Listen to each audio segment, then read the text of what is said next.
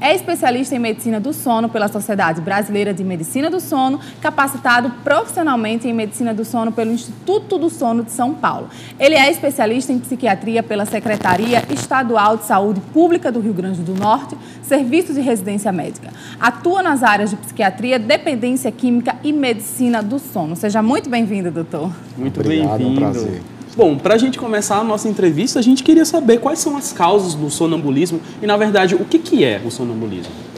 Olha, Paulo, o sonambulismo é um distúrbio muito frequente, certo? Principalmente na população pediátrica, né, e nos adolescentes, como forma isolada, certo? O transtorno ele se caracteriza pelo um ganho de tônus, ocorre uma alteração na qualidade do sono, e o indivíduo ganha tônus, né, ganha força muscular e começa a realizar comportamentos motores atípicos durante a noite. É caracterizado também o distúrbio por uma turvação do nível de consciência.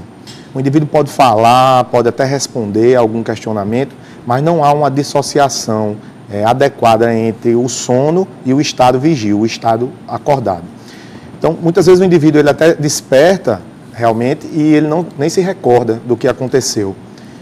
E é um distúrbio que, de forma isolada, é comum nas crianças, principalmente nas crianças, mas que pode acontecer também na idade adulta. Então, as causas são as mesmas nos adultos e nas crianças? Sim. Para que se fale em transtorno, eu falei de evento isolado, porque qualquer pessoa pode apresentar esse tipo de alteração do sono. Uma vez ou outra. Isso, na qualidade do sono. Mas quando se fala em transtorno, o transtorno do sonambulismo realmente já seria a recorrência, né? Existe uma frequência maior desse tipo de comportamento atípico durante o sono, ou quando esse transtorno começa a gerar um risco potencial de acidentes para a pessoa, para o seu cônjuge, ou mesmo começa a haver um sofrimento psíquico. Essa pessoa começa a se entristecer porque se sente constrangida. Pode acontecer todo dia, doutor, isso? Pode. Existem pessoas que apresentam. Pode acontecer a qualquer momento, isso, né? E as causas, isso, mas durante o sono, né? A patologia é gerada durante o sono. E as causas, na verdade, é um conjunto. Os fatores predisponentes, o indivíduo já tem uma predisposição, a gente sabe que existe um gene até, que é o gene HLA, que tem relação com isso. Certo? E o histórico familiar. 80% das pessoas que apresentam um transtorno, né, essa recorrência, eles apresentam já um histórico familiar positivo. O pai, a mãe, o avô já tinha esse tipo de problema.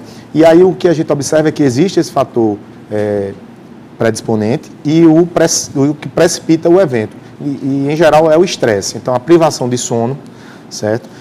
O estresse físico, mental, certa atividade física extenuante, próximo do horário de dormir, febre.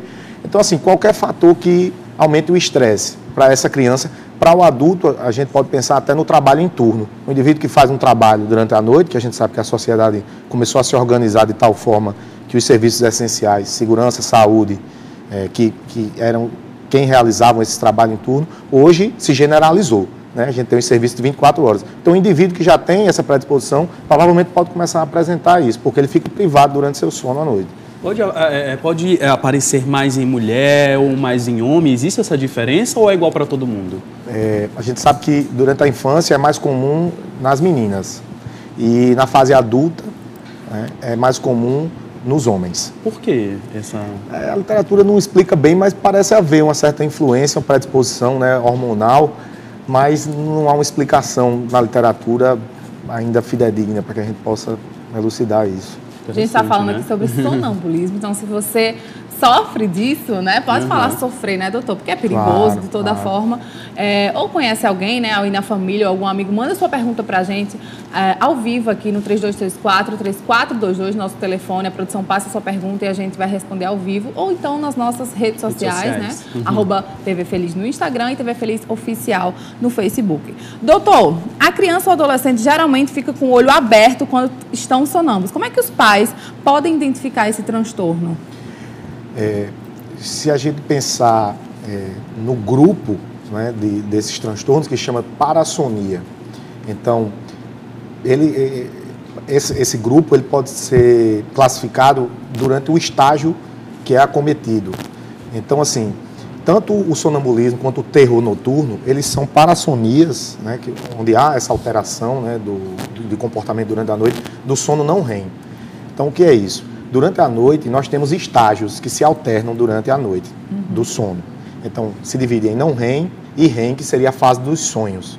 Esse REM significa Rapid Movement Eyes, que seria o movimento rápido dos olhos, e são as fases dos sonhos. Então, durante o sonambulismo, esse distúrbio ocorre durante a fase não REM. Então, o indivíduo não está sonhando.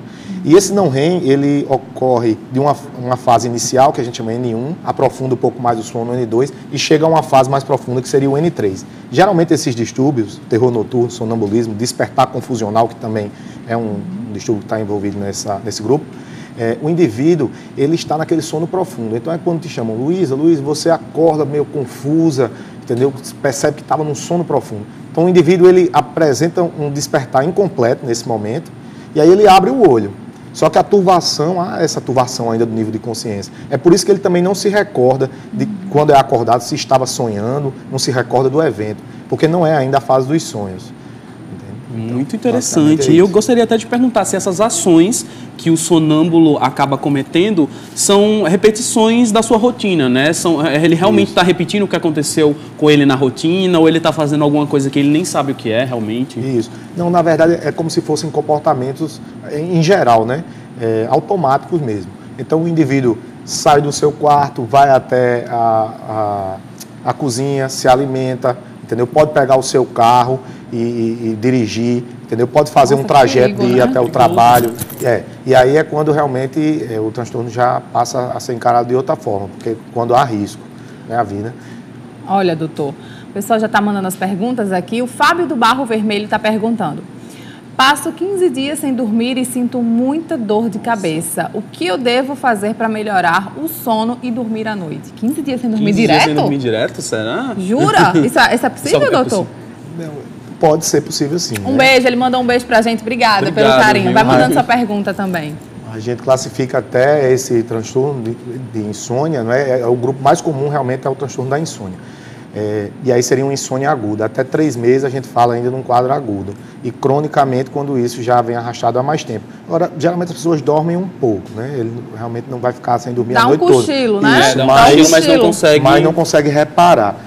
Mas assim, aí ele realmente teria que procurar algum profissional para se identificar a causa. Doutor, insônia do sonambulismo, né? Isso. Insônia você vai estar ali consciente, vamos dizer assim, insônia, né? Acordado. A insônia não precisa nem de uma investigação assim mais extensiva, de exames.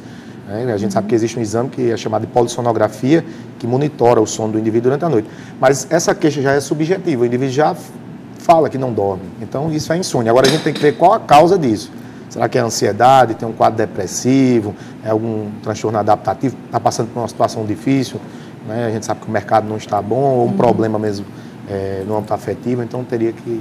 A insônia e o sonambulismo é como se fosse uma resposta, vamos dizer assim, de alguma coisa que você está sofrendo, né? Como você falou agora, se é depressão, se é ansiedade, mas esse transtorno, ele pode trazer outros problemas? Sim, pode trazer outros problemas porque o que há é uma abolição do sono. O sono é um fenômeno que é importante, né, para a nossa sobrevivência. Ratos, eles privados em ambiente de pesquisa de dormir, eles morrem em 10 dias, em virtude de infecções oportunistas. A gente sabe que existe uma patologia que é chamada de insônia familiar fatal, que o indivíduo realmente não dorme. Esse realmente não dorme e ele morre por infecção oportunista. Então, assim, o sonambulismo, ele começa a gerar um problema quando ele começa a fragmentar o sono, entendeu? Então, o paciente, às vezes, ele acorda, e aí ele acorda no meio da casa, não sabe o que estava fazendo, e aí ele fica ansioso, porque o que ocorre é isso, ocorre essa turbação da consciência, ocorre uma certa amnésia, ele não sabe o que aconteceu durante o evento, e aí ele retorna à cama, mas ele não sabe muito bem o que aconteceu, e ele começa a ficar ansioso. E aí demora a voltar a dormir. E na noite seguinte, ele já fica preocupado, porque isso pode acontecer novamente. E aí pode começar a gerar uma insônia. Porque existe esse fator cognitivo. Medo de dormir, né? Aí, e o insone, como o Fábio, né, que entrou agora em contato, o insone, ele se preocupa com esse fato. É o fato de não dormir mais do 16º dia. Sim. E no dia seguinte ele ter que trabalhar irritado, com diminuição do nível de cognição, né, de atenção. Então aí existe um risco maior, né, de acidente, de erro no trabalho, entendeu? E a gente sabe que a cronificação disso predispõe à depressão. Doutor, e é legal realmente remédios para dormir, né? Existem aí, as pessoas às vezes ficam com insônia, né? Ficam com medo de não conseguir dormir, como a gente está falando. E tomar remédio realmente é legal ou não? Aí depende. Em geral, não. Né? Em geral, não. Em geral, a gente vai fazer uma avaliação desse paciente e muitas vezes a gente observa que o que falta para ele é a higiene do sono. Então, uma dica aí para a Fábio e para outras pessoas que estão em casa passando pelo mesmo problema. Então, o que a gente sempre orienta é que o indivíduo em casa tenha uma rotina mais relaxante. Né? Então, à noite, não fazer uma atividade física próximo do horário que dorme, não se alimentar copiosamente, não comer muito, né, perto do horário que dorme, porque existe uma dificuldade para o esvaziamento gástrico e isso não favorece o sono. Não tomar café após 5 horas da tarde e o ideal é que faça uma atividade relaxante à noite, um banho morno, porque quando o corpo começa a resfriar, existe um favorecimento para o adormecimento, e uma leitura. A luz de iPad, de telefones... Atrapalha, porque para o cérebro é dia. O cérebro capta isso como dia. Então ele não libera melatonina, que é uma substância importante para a promoção do sono. Na verdade, a grande mudança do comportamento humano foi a partir da invenção da luz, porque todos nós dormíamos à noite. À noite não existia luz, então nós somos programados para dormir à noite. E com essa invenção, então, mudou-se o comportamento. Existem diversos mitos em relação ao sonambulismo, né? Principalmente a questão que não pode acordar ou pode acordar. O que a gente deve fazer quando a gente se depara com alguém que está, naquele exato momento, sendo sonâmbulo? Isso.